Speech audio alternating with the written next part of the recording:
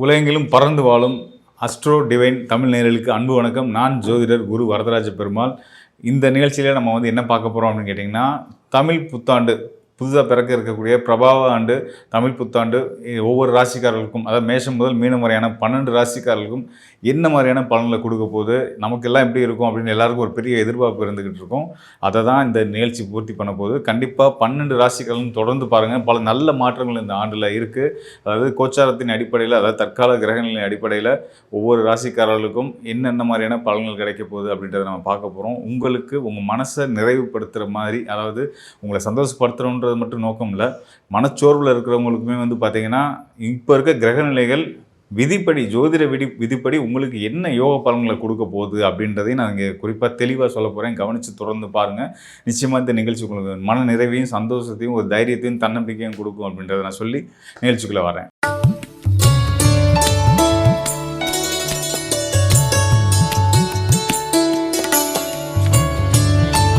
நெஞ்சில் துணிவும் செயலில் நேர்மையும் கொண்ட சிம்ம ராசிக்காரர்களுக்கு இந்த பிரபாவ ஆண்டு தமிழ் புத்தாண்டு கண்டிப்பான முறையில் யோகமான காலம் அப்படின்றதுல எந்த சந்தேகமே கிடையாது.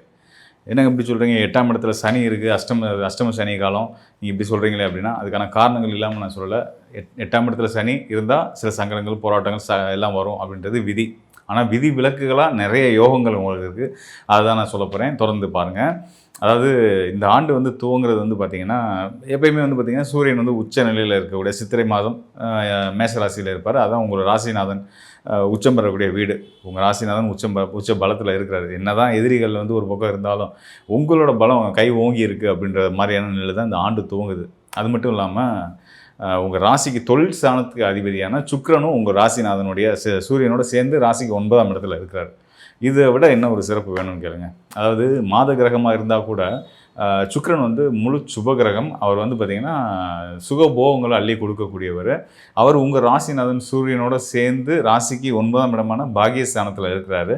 ஸோ இந்த நிலையில் ஆரம்பிக்கக்கூடிய இந்த ஆண்டு உங்களுக்கு சிறப்பான எல்லா வகையிலையும் மன மகிழ்ச்சியும் சந்தோஷங்களையும் மட்டுமே வாரி வாரி கொடுக்கும் அப்படின்றதுல எந்த சந்தேகமும் இல்லை. மேலும் பார்த்திங்க அப்படின்னா, அந்த 9ஆம் இடம் இருக்கு இல்லையா, உங்கள் ராசிநாதன் சூரியனும் சுக்கிரனும், தொழில்காரன் சுக்கிரனும் சேர்ந்து அமர்ந்திருக்கக்கூடிய அந்த 9ஆம் இடத்து அதிபதி யாருன்னு கேட்டிங்கன்னா செவ்வாய். அந்த செவ்வாய் பார்த்திங்கன்னா அது பாகியஸ்தானம் 9ஆம் இடம். அந்த பாகியஸ்தானத்து அதிபதி உங்கள் ராசிக்கு 8ஆம் இடத்துல அமர்றாரு. அங்கே கூடுதலாக சனி அங்கே இருக்காங்க. சனி இருக்கார் 8ஆம் ஸ்தானத்தில். புதனும் அங்கே தான் இருக்கார். அப்படி நிலையில் இந்த ஆண்டு துவங்குது. இதெல்லாம் இருந்தால் கூட இவங்களுக்கு கேந்திரத்தில் குரு பகவான் இருக்கிறார்.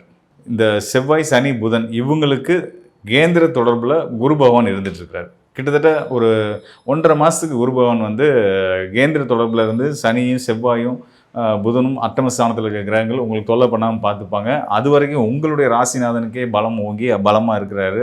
எல்லா வகையிலையும் உங்கள் எதிர்ப்பை சமாளித்து நீங்கள் வெற்றியாளராக இருக்க முடியுன்றதுக்கு அடையாளமாக நம்ம பார்க்கலாம்.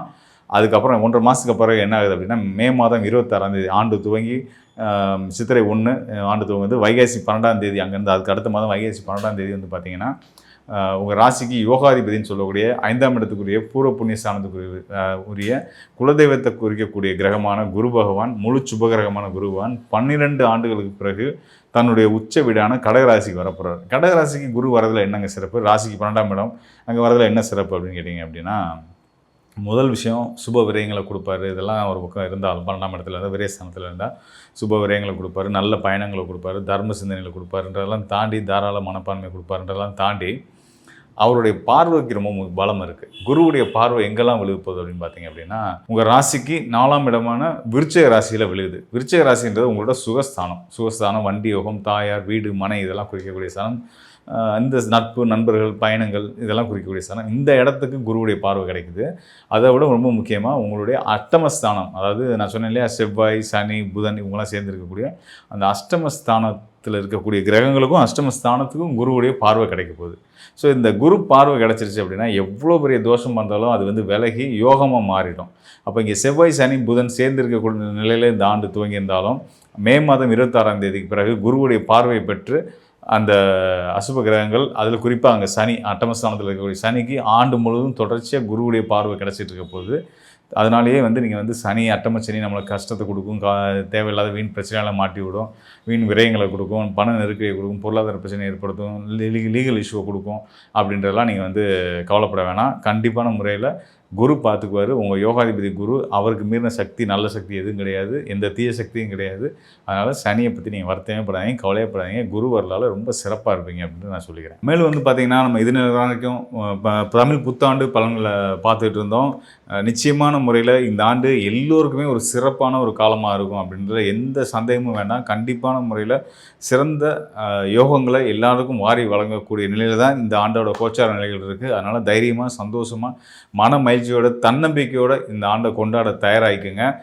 மேலும் வந்து பார்த்திங்கன்னா, பொதுவாக வந்து ஒரு ஆண்டோட தலைவன் யார் அப்படின்றது தான் பொறுத்து தான் அந்த ஆண்டோட சிறப்பு இருக்கும். அந்த வகையில் இந்த ஆண்டோட தலைவராக குரு பகவான் வர்றதுனால, குரு முழு சுபராக வர்றதுனால, நல்லவங்க கையில் நாடு போய் சேர்ந்துருக்குன்ற சந்தோஷத்தோடு நம்ம வந்து இந்த ஆண்டை கண்டிப்பான முறையில் நல்லா தான் இருக்கும். இனி வர ஆண்டுகளும் காலங்களும் நமக்கு ரொம்ப சிறப்பாகவே இருக்கும் ஒவ்வொரு ராசிக்காரர்களுக்கும் அப்படின்ற நம்பிக்கையோடு இந்த ஆண்டு துவங்கும். ரொம்ப சிறப்பாகவே இருக்கும். அது மட்டும் இல்லாமல் நம்மளுடைய கோச்சார நிலை, நம்மளோட ராசிக்கு கிரகநிலை எப்படி இருக்குது அப்படின்றதெல்லாம் தாண்டி இன்னும் சில விஷயங்கள் இருக்குது. நம்மளுடைய வாழ்க்கையை நம்ம வந்து வளப்படுத்திக்கிறதுக்கும் தன்னிறைவோடு கொண்டு போகிறதுக்கும் என்ன விஷயம் அப்படின்னு கேட்டிங்கன்னா, பக்தியும் தர்மமும் தான். நம்ம என்ன தான் கிரகங்கள் நல்லா இருக்குது, நமக்கு யோக பலனை கொடுக்குது, அதெல்லாம் தாண்டி வாழ்க்கைனா ஏற்ற இறக்கங்கள், வெற்றி தோல்வி இதெல்லாம் சகஜம்தான். கஷ்டங்கள் நஷ்டங்கள் எல்லாமே இருக்கும், லாபங்கள் இருக்கும், எல்லாமே கலந்து தான் வாழ்க்கை. இப்படிப்பட்ட வாழ்க்கையில் நம்மளுடைய சங்கடங்களை நம்ம வந்து தைரியமாக எதிர்கொண்டு அதை கடந்து வர்றதுக்கு நமக்கு உதவியாக இருக்க போகிறது வந்து பக்தி, இறைபக்தி. அதனால் இறைவனை தேடுங்க, இறைவனை நாடுங்க. உங்களோட சங்கடங்கள் எதுவாக இருந்தாலும் எப்போனாலும் நீங்கள் இறைவன்கிட்ட உங்களோட இஷ்ட தெய்வம், குலதெய்வம் யாருனாலும் சரி நீங்கள் வச்சுருங்க. வச்சுட்டு இறைவன்கிட்ட ஒப்படைச்சிட்டு நீங்கள் தைரியமாக உங்கள் வேலையில் செய்ய ஆரம்பிங்க. வாழ்க்கை கண்டிப்பான முறை நல்லாயிருக்கும். இதெல்லாம் தாண்டி இறைபக்தியை விட ஒரு விஷயம், சிறந்த விஷயம் அப்படின்னு கேட்டிங்க அப்படின்னா, பசித்த வயிற்றுக்கு உணவளிக்கிறது தான்.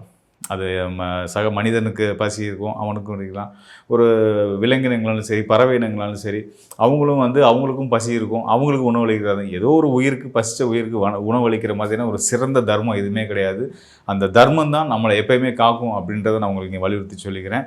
அதையும் தொடர்ந்து முடிஞ்ச வரைக்கும், கூடுமான வரைக்கும் உங்களால் இயன்ற உதவிகளை இல்லாதவங்களுக்கு செஞ்சுட்டே வாங்க. கல்விக்கு உதவலாம், மருத்துவ உதவிகளை செய்யலாம். அது போக இந்த மருத்துவ உதவிகளில் உணவும் வந்து ஒரு முக்கியமான ஒரு காரணியாக இருக்குது. உணவே முதல் மருந்து அப்படின்றதுனால உங்களுக்கு வரக்கூடிய மருத்துவ செலவினங்களை தவிர்த்துக்கணும் அப்படின்னா கூட நீங்கள் வந்து உணவை மற்றவங்களுக்கு தானமாக கொடுக்குறதுனாலையுமே உங்களுடைய பிரச்சனைகள், மருத்துவ செலவினங்கள்லாம் குறையும், இல்லாமையே போகும் அப்படின்றதையுமே நம்ம சொல்ல முடியும். இதெல்லாம் ஒரு பக்கம் இருந்தால் கூட ஒரு ஒருத்தருக்கு ஒரு தனி நபருக்கான நம்ம பலன் சொல்லக்கூடிய இடத்துல வந்து பார்த்திங்கன்னா, ராசி கோச்சார நிலைகள் போதுமானதா அப்படின்னு கேட்டால் அதை தாண்டி இன்னும் சில விஷயங்கள் இருக்குது. ஜோதிடமே வந்து பார்த்திங்கன்னா விதி, மதி, கதி அப்படின்ற ஒரு 3 நிலைகளில் இயங்கக்கூடியது தான். அதாவது விதி அப்படின்றது வந்து லக்னம். நம்ம ஜாதகத்தில் நம்ம பிறந்த நாள் நேரப்படி வந்து எந்த 12 ராசிகளில் ஒரு ராசி நம்மளுடைய லக்னமாக வந்திருக்கும். அதன் அடிப்படையில் முதல்ல நம்ம வந்து பலன் பார்க்கணும். அதுக்கு அடுத்ததாக மதின்னு சொல்லுவாங்க இல்லையா, நம்ம சந்திரன்.